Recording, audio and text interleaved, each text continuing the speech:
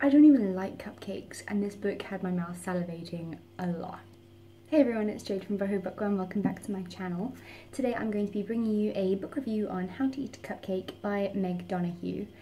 You know how, if you look in your bookshelf right now, I think all of us have those books that we've had on our shelf for an extremely long time, and for some reason we just haven't gotten around to picking them up, and if we're honest, we can't really even remember why we purchased them.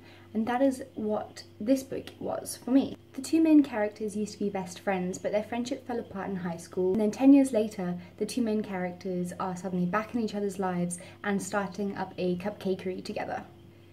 I loved the female friendship in this book, and I loved the characters. The writing was wonderful, and for a debut novel I thought that it was really impressive.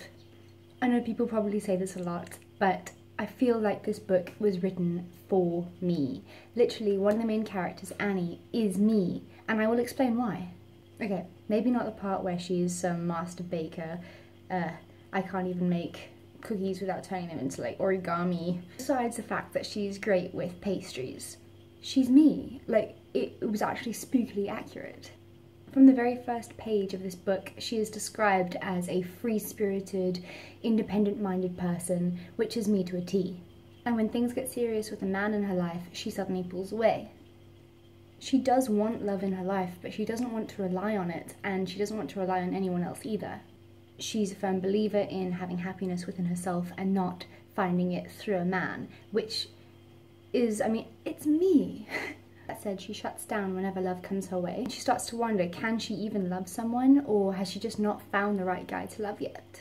It was literally as though the author was describing me and everything that I've been feeling about my own relationship freaking curse that I've recently had. But, you know, that said, I am now in a very happy relationship, although long distance. I am very happy, and for the first time, I'm going to be open and willing to let go and just be happy. I'm gonna not get scared and run away, and yeah. So, I mean, I think I actually needed to read this book exactly when I did, because it reminded me of how I've always been and what I've always gone through, and how I used to get scared with falling in love and being happy with a guy. And it, you know, being in a fresh relationship that is still so new, it was great to remember that and tell myself, okay, no, Jade, you can do it this time. You can be happy and have a guy in your life, and you're worthy of it. And that's a message that this book gave me, and I don't think the author even realizes that she actually really helped me with that. So thank you, Meg Donohue. There's also a bit of a thriller vibe in this book, which I really enjoyed. Even though it only comes in a good chunk into the book, it was still a nice addition, and it kept me turning the pages. There's also a secret that the other main character, Julia, is carrying around throughout the book, and I literally was choking back the tears when the secret was revealed. No one should have to go through what she did. It was very predictable, and I did see it coming, but it still tore me up inside. If I'm honest, the entire book was quite predictable, but that didn't really take my enjoyment away from it. I really did enjoy this book, but I feel like there were way too many elements in it. From feuding childhood friendship, death, romance, marriages, miscarriages, secrets, Alzheimer's, stalkers, abductions, thieves. There was just a hell of a lot that had to be crammed into a 300-page book. And that made it really hard to focus on one aspect of the book, and just as I was starting to invest my time into one of the